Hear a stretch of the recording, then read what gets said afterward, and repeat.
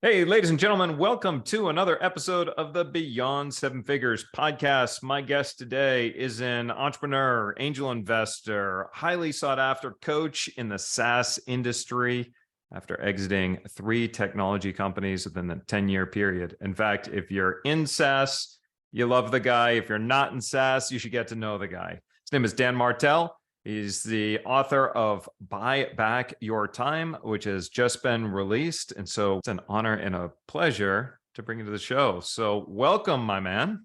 Charles, thanks, man. I got 2 things I want to just share real quick. One, my goal today in the time we've got together is to make this one of the best conversations you've had on the podcast, which I know is a high order. You've had some incredible guests. Okay. So I'm going to throw that out there. And 2, I wanted you to know that when I looked at my 2022 highlights, the time we spent biking around South Carolina, I landed in Savannah, drove to South Carolina.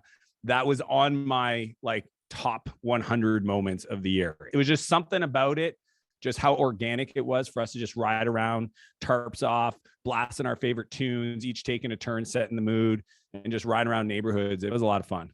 Just to paint a picture for our listeners. So Dan and I are cruising around these neighborhoods in Palmetto Bluff in South Carolina. And I have the basket on my bike. So I have the speaker up front and then great time. But then as we start pulling into the lobby of the hotel where everybody's staying there, all of a sudden Dan changes the music and let me lead the crew blasting Katy Perry. Yeah, that was great. Yeah, fireworks. Oh, it was awesome. I totally forgot I did that. That's great.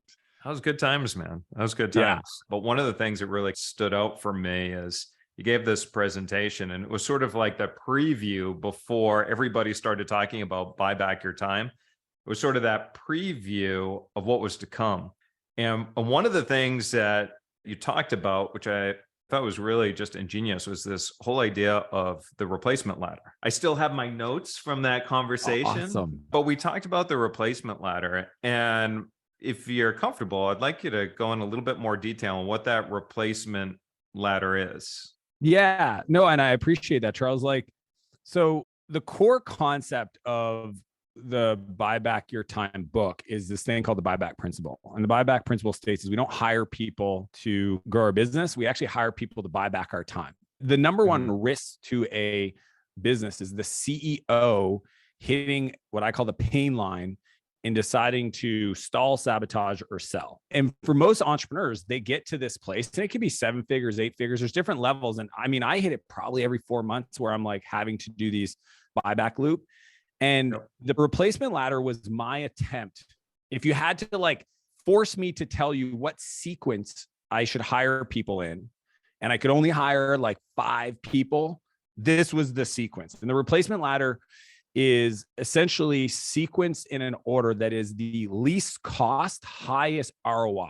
So if you think about it, level 1 of the replacement ladder is an executive admin or an office admin. You can call them whatever you want. Some people call them literally chief of staff, whatever. So it's somebody that takes care, but this is the kicker. And this is what I cover in the book, is what makes it true. It's almost like you can't go to level 2 unless this is true, is they manage 100% of your inbox and your calendar. And the reason why is your inbox is a public to-do list of other people's needs on your time. And if you don't create some separation from that, then it's really hard. And just the ROI of having somebody pull forward into this year, my executive assistant has no emotional attachment to an email. Do you know how many times I've opened and closed an email, marked it on red, opened it, marked it on red, opened it, 7 or 8 times. Right. My assistant opens it once and processes, right? Mm-hmm. So if you just think of the ROI of pulling stuff into the calendar year, scheduling. Right now, I actually have to reschedule another interview because my little puppy's got to go to the vet. He has a little issue. And that was a quick voice message, and she's going to restructure my calendar, my day, and move all that forward. I don't have to stress. I can be there for my family or for my puppy in this case. And just the peace of mind that starts to create, and it's the lowest investment, right? I talk about the buyback rate in the book, but it's the lowest amount of dollar deployed to buy back the most amount of time. So that's level 1. Level 2 is delivery or fulfillment, whatever word you want to use, but it's somebody to support the post-sale experience, meaning that as soon as somebody buys something from me, I want somebody else to be responsible to grab that customer relationship and moving it forward. It doesn't mean that you're not involved in doing the thing, because we run coaching programs. So we have high-end coaching clients that we have to coach. Sure. But every other aspect of it, we should not be involved in, from setting them up and onboarding to kickoff calls, all this stuff. It's really like in the book, I talk about this like XY axis, the drip matrix of like, I only want to do the things that light me up, that give me energy, that are green, not red, and that make me the most money, and using my unique ability. And the more I can kind of trade up my time and become a great time trader, then the more resources will be unlocked for the business and for my life and my family. So like delivery is a big one. And the two areas there is onboarding and support. That's like, if you have somebody else taking care of onboarding and somebody else taking care of first level support, that's a good spot to get to. That's level 2. Level 3 is marketing. I talk about traffic and campaigns. Literally somebody else, and it doesn't have to be full time. Like Charles, my frameworks do not require full-time people. It just requires you investing in somebody else to take care of these outcomes and make sure they get done, in marketing's case, daily. Like every day I want somebody to wake up, look at all my traffic, all my sources. I mean, I don't know if you've ever had, Charles, I'm sure you have, because you've been doing this forever. Somebody's like, oh, this link's broken. And you're like, the checkout button is broken on the funnel. Right. How long's that been like that? It's because nobody's paying attention, right? They're off to the new thing and the old stuff's still running. You're running ads to it. And all of a sudden you find out there's something broken. So traffic and campaigns for me is like seasonal. Like there's so much value in like pegging your marketing rhythms to what's going on in the world, right? End of year, new you, Valentine's Day, like your birthday, like creating campaigns and having somebody own it and pull that out of you is super important. Level 4 is sales. This is where it starts to get super fun. And it's the scariest one, I think, for people, because a lot of people have these beliefs like nobody else can do it as good as me, which they're not wrong. Like as a founder and CEO, like you will always sell better than the best salesperson for the most part, unless you just are totally an introvert and don't like talking to people, because you have so much conviction in what you do. But what I've discovered is, because the CEO is so busy and they don't do these two things that as a good salesperson does religiously, which is follow up and take the call as fast as possible. So to me, like sales is a magical one. The other reason is that if you stop there, okay, 4 levels up, 4 hires, you now have technically what everybody dreams of in a business, right? You have somebody that's responsible for getting the customer, somebody that's responsible for selling the customer. So like marketing, selling, delivering, you get to still do your genius. And while you sleep, this engine happens and manages your calendar and your time. So you're literally like taking care of purchasing and travel and all this stuff. And if you just stop there, you'd be doing better than 99% of small businesses or any business, right? Yeah. I mean, literally, if you had 4 people strategically, and it's the most effective dollar deployment for labor, return on investment you could possibly get, those 4 levels. And then level 5 is leadership, and really executive leadership. And this is when you start investing in people that can own outcomes of a business function, right? This is when you start saying, okay, I might have somebody that's responsible for traffic and campaigns and marketing, but they're not strategic. They're executing a playbook that either I bought or somebody taught me like you, or they came with, but it's not really good. And to me, that's where like, if you start investing at the executive leadership level, and that's the way I think about the replacement ladder, is that is the sequence and the outcomes. And the outcomes there is strategy and actually outcomes. So you actually like need somebody that comes up with a strategy and they are owning the outcome that they set. When they set a quarterly rock, boom, they own it. It's 1,000% accountability. And I think that's what's missing in a lot of leadership teams, is where the CEO feels like he's always pulling people forward. You got to reverse that, where they are pulling forward and you're just editing. You're like the editor, not the author. You know, you said earlier that you hear all the time where CEOs will say, nobody can do it as good as I do. And that's because what I found, obviously what you found as well, is that most CEOs put too much weight on getting things perfect. But what they often don't do is they underestimate the value of speed. Speed is the competitive advantage. Putting something out there that is imperfect, that maybe is not done as well as you, will get you further than trying to make things perfect all the way across the board. The speed is the competitive advantage, not perfection. You nailed it. See, this is a challenge, I think, with the maturity model of a lot of CEOs, is that control of perfection stops them from getting support, right? And that's the language I like to use. Like, I really think it's not about like getting somebody else to do crap work or doing the stuff I don't want to do. It's literally like, you need support to get to 50 million. There's a coaching framework in the book I teach, because I think CEOs that can't let go, what they're missing is the opportunity to chunk up to the principle. I always go to the principle, and then from the principle, I tell a story of where I made this mistake. That's just my style. And you can use a customer story, you can use a friend of your story, but I think it's important to chunk up to the principle, teach when you learned it, and then ask the team, what did you take away from this that you're going to change going forward? What commitment are you making to the team? And everybody's like, this, and this. Now, here's what's crazy is a lot of people feel like that's slow, right? Charles, that feels slow. I get it, but you don't invest in the people. And in the book, I talk a lot about this because buying back your time sounds awesome, but if you're a really bad leader, you're not going to get the best out of them, or they're going to quit because they're not going to put up with your crap. And that's what happens all the time. And I believe that if we build the people build the business. So I'm willing to slow down so I can go faster. And when I say slow down, I mean, instead of blasting somebody for 3 minutes on a phone call, I take 5 minutes on a team meeting to use it as a coachable moment and tell people where I messed up by not setting clear expectations. There's a great article called Learning to Let Go of Your Legos. It's on First Round Capital's website, and some tech founder talks about this, learning to let go of your Legos, because they talk about what we just said, right? It is as you scale, you have to get really good at taking a Lego block that you used to own and passing it off to somebody else. Now, what a lot of CEOs, where they tend to run into trouble is that they're poor managers. And so there's two extremes. There's the CEO that micromanages. I don't see that as often as I see with the CEO that hires somebody and says, okay, now that I've hired you to do a job, I'm going to trust that you're going to do a job. I'm going to stay focused on my part. And that person is sort of left on their own. They might start out of the gate a little bit strong, and then before you know, they become very inefficient. They're not working as many hours as they should. The output starts to wane and so forth. So what are some of the tips, the strategies, the ideas that you use in your own life to make sure that, especially in a remote team environment, that you're getting the most out of everybody all the time? Yeah. So one of my core frameworks is what I call transformational leadership. It's fundamentally different than I think most people. They can get to 7 doing transactional management. And that's essentially the process of like telling people what to do, checking that they got done, and tell them what to do next, right? Which sounds like that's how you delegate stuff. No. And that's where I kind of had to go find a different process. And transformational leadership for me is I start with the outcomes, and I'm very deliberate about talking about what are the best results. Why are we doing this? What is the vision for this? Okay, the mountaintop. And then I go to measure, and we negotiate what numbers are most important.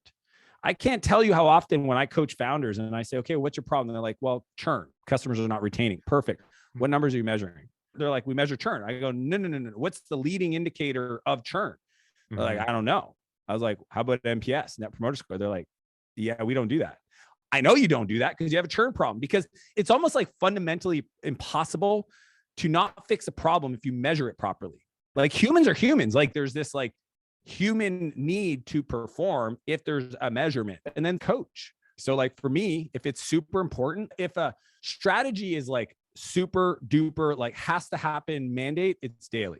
I don't mess around. It's daily, literally. But daily could be, you need to post in Slack the answer to these questions. What are you focused on today? What did you do yesterday? And are you stuck? Right? And this comes from agile development and software stuff, because that's my world. So like if a project is that important, I'll ask the leader. You got to post that in the senior leadership team Slack channel with that.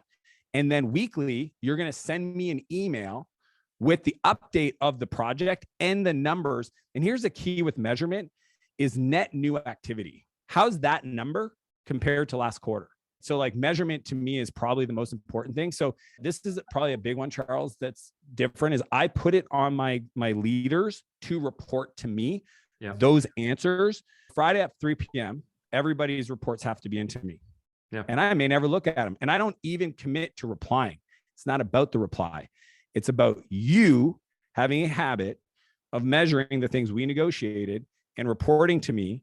And if on Monday I decide to open up my inbox and it's all sorted in a folder, and go through them and reply and challenge things or ask questions or follow up or whatever, and the peer accountability, because I make them CC their direct peers, there's peer accountability, the company starts to run itself. Like it's kind of crazy because people have never experienced it, don't know that it may not grow to the pace that you would normally grow it if you were like the energy pushing the boulder up the mountain, because the company needs a CEO. I have a real problem, Charles, with people saying like, set it up and automate it and you can go on vacation for 3 months. The subtitle of my book is Build Your Empire, because I'm not interested in a 4-hour work week, but it doesn't mean you can't structure it so that it can build momentum week over week by designing the systems to accomplish that. And then your contribution is an amplifier, not necessity.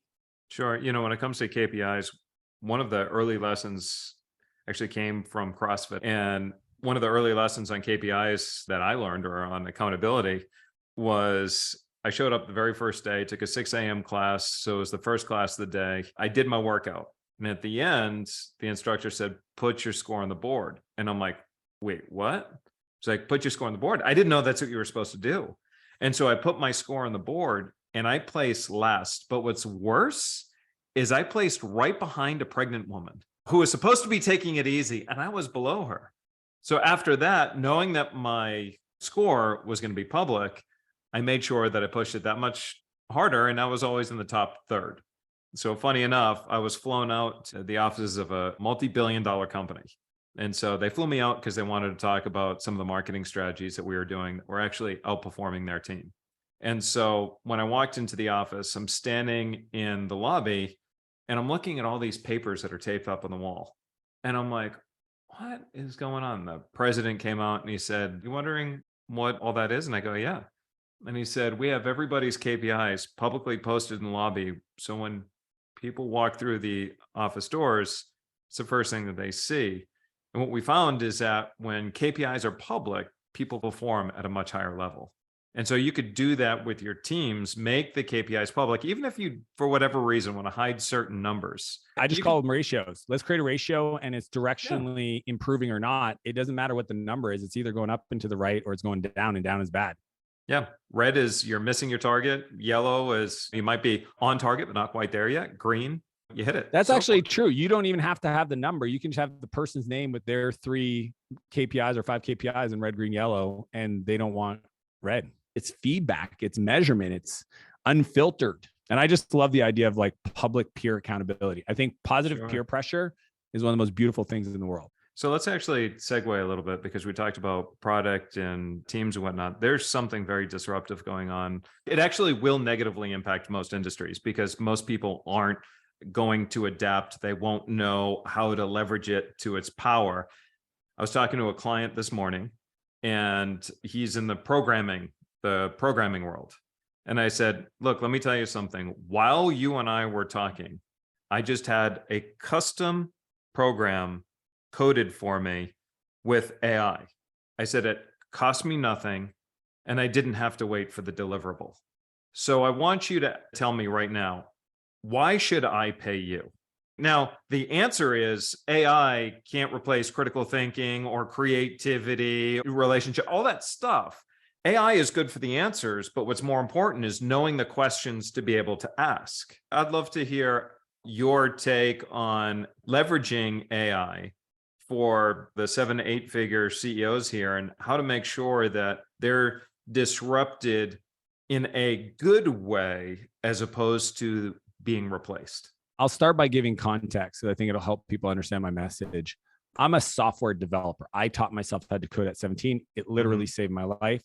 I've been coding like AI and neural net. What's interesting is the deep science and the math has been figured out. I just use the API. So it's, as long as you have the data set, you can actually train hardware to do cool stuff using these neural net, like real AI. Cause like there was a point where I was like, guys, that's an if statement. Let's not baloney ourselves. There's no neural network and you don't have a data scientist on your team. It's not really AI. You could use it. So ChatGPT, I've been following OpenAI for 5 years since Elon and Sam Altman started it. And it wasn't till November 30th, 2022. The last version, the 2.0 release, was pretty cool. Like there's some examples of like guys taking the chat, asking, are you sentient? And it would talk and it would answer questions and they put it into a virtual face. So it was like a guy on YouTube. There's this video of like a guy talking to AI and it's talking to him, but they did the chat and then they turned the chat into voice and put a face to it.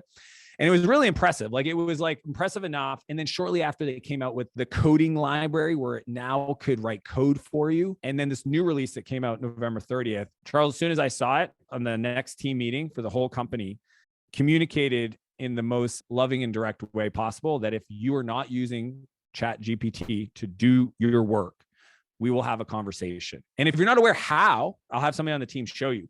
But there is zero place, accounting, HR, zero, that it will not support your work. from writing cold emails on my events team for doing sponsorships, to writing macros in Excel for my finance team, to marketing everything, like writing SEO optimized show notes for the podcast. I mean, it is bananas. To the degree, Charles, that I currently every night, my boys, we lay in bed on my phone. I can show you the chat from last night and we play with AI. Because here's the thing, school's not going to caught up. This is the unfortunate part. My kids understand how to ask ChatGPT to design Roblox worlds in chat and then prompt and then write the prompt, rewrite this in a prompt of Midjourney, which is an AI engine for visuals. And then go to Midjourney and we ask Midjourney to design this world it is going to be ingrained into the fabric of us. And if people really want to understand this, I can't state how important it is to read this article. It's on Wait But Why, and it's on AI. Okay. So Tim Urban, the author, okay, just so you know, like Elon called him up to have him write about SpaceX. So like Elon reads Tim's blog. It's called waitbutwhy.com. Search Wait But Why AI. So Tim gets called by Elon to unpack Neuralink. And while he's there, he realizes how powerful AI is. So what Tim does a beautiful job of explaining that you need to understand to get what I'm about to say is that technology and AI is exponential. It's not linear, and humans are not capable easily to understand exponential growth. They're very good at linear. And the problem is that what I saw in ChatGPT 2.0 versus today, it's 3.5. And this is about 16 months, 10 times to 50 times more powerful. In 2 years, Charles, it is going to be scary. Tim Urban wrote the article and he talks about the step functions of AI, right? From like basic to general, where we're at now, and then super AI, which is essentially what people have been talking about, like transcendence of essentially like the AI gets so capable that it's now self-aware and it has the resources of everything that's connected to the internet, and it doesn't know right or wrong. And it can just decide if whatever happens, if the data scientists were writing some code that created the AI, and Tim has this funny story about like creating paper clips, that all of a sudden the AI retrofits everything on Earth to make paper clips and then builds spaceships and goes, because people don't get it, dude. When it has access and perfect knowledge and perfect recall and perfect awareness, and it can write code to improve and solve problems at the speed and scale of the network of the internet, it will build its own rocket ships. He literally says, like, this is what the galaxy looks like if the person who wrote the AI that end up getting the super AI ends up just trying to make paper clips. It will literally just turn Earth into a paperclip machine and then go to every other star, planet, and make paper clips. So that's the challenge. Is Elon said, well, this will 100% happen. Is it going to be 15 years or 5? The answer is yes, because our fingers are actually what's called IO, input output. We're at like 16 kilobits. Our thumbs are very slow. When we're talking terabit data interfaces, like that's what like the network we're on right now, the internet is terabits. If we can't communicate to the AI and come back at that speed, we're screwed. Like that's the truth. That's why he created Neuralink, to actually be the solution to hopefully solve the problem of AI will become super intelligent. And if humans don't have its own AI to at least respond to it and kind of protect itself, we're done. And that's real. Like, I think people are like, oh, that sounds like doomsday. It probably won't. I'm very optimistic that we'll get there fast enough. If you think this is not something that will absolutely disrupt your business, you're just sitting on your hands. Like, it will slap you very hard across the face. And when it does, it's going to be tough to compete, because whoever's starting now, they're just getting such a leap. Like, Charles, the stuff we're doing in our company is like 10 times more efficient and faster and productive than previously without these tools. It's that times probably 100, just how important this is to understand. And every business has an AI technology, because I know them, they're my clients. There's an AI focused technology in your industry that's using this OpenAI's powered technology or other people's different data models. And if you're not, you won't compete. And it really does come down to, it's less about the answers, more about knowing the questions to ask. There's certain things that I think AI it's going to take us more time to get there, which is the critical thinking, which is the creativity that will never go away. Understanding the tool, like the AI could get to a place where it's so sophisticated, it doesn't even care about us. Like it's just like different level of intelligence. So obviously I spent a lot of time in this space, but work-wise, like there's a list of 16 different AIs from ChatGPT to Write Sonic to Copilot AI, Echo, and they all do different customer support, video avatar. Like literally the whole list is there. I'll send it to you. But it's really important people go play with it. If you've not played with OpenAI ChatGPT, pause, go play with it. Like it's just pretty important. I completely agree. And I know we're pushing up against a clock. So I have one final question for you. But before we get there, just for our listeners, don't see this as, you said, doomsday. See this as a calling to step up. But what this does require is it requires everybody to learn a new skill set and to look at the gaps between what AI can do and what AI can't do. You're not going to compete with AI. That's physically impossible to compete with AI. But you can work alongside with AI and use AI to your advantage, which then makes you superhuman. If you can stand on the shoulders of AI and use AI to lift you up, that's when you become superhuman. When you figure out a way to stand on that shoulders of that rocket and you make sure that you're growing along with it. That's where the genius is. And I just want to obviously plug the book, because here's the thing. If you told me to write the list of things that could buy you back the most time, AI would be the number one. So it's like, as a tool, if you want to buy back your time, there's 4 ways of leverage, Charles, and we'll wrap it up. It's code, which is AI, content, which is huge leverage, capital, we all know that one, and collaboration. I talk about collaboration because I think most CEOs have the hardest time scaling teams because it's a people challenge and they're not good at it. But then if you can get world-class at those 3 other ones, I just always been good at the code because it's my world, right? Automation and software and custom stuff. But AI is the one that's at the tip of that one that could literally take a marketing team and cut it into 1/10 of the size, because that's how much productivity a smaller team can get done that used to take 10 times more people. So that, to me, I think there's huge opportunity. Awesome. So last question for you. This is the Beyond 7 Figures podcast. What's the number one, biggest, best tip you have for our listeners that want to take their business beyond 7 figures? Do more work on the real estate between your ears than any other place. The inner work is way more important than the outer work. And most people will get there because it'll be a ceiling they'll hit. And then when they get to do that work and they go, holy cow, I could have been having more fun and growing faster, it gets pretty cool. Awesome, man. Now people want to buy back your time. Go to buybackyourtime.com. I've got a ton of templates I couldn't put in the book, like my preloaded years, an awesome one that my buddy Taki taught me, and he's our mutual friend. And there's a bunch of other stuff, but you can go on Amazon, collect it. Just all I ask, if anybody gets any value from the book, please leave a review. That's the needle mover to start creating a movement that I'm after. Like, I'm on a mission to help entrepreneurs at all levels not make scaling a friction point of not creating more art, not producing more, because entrepreneurs wake up every day to make the world a better place for every other person living in it. It's part of how it works. And I just want entrepreneurs to create more. Beautiful. All right. Well, ladies and gentlemen, this is Dan Martell, buybackyourtime.com. Again, that's buybackyourtime.com. I've already grabbed myself a copy of the book. I highly recommend that you do as well. Again, that's buybackyourtime.com.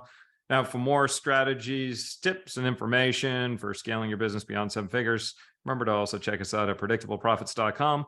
Again, that's predictableprofits.com. This is Charles Gaudet with my friend, Dan Martell, and I will see you in another episode.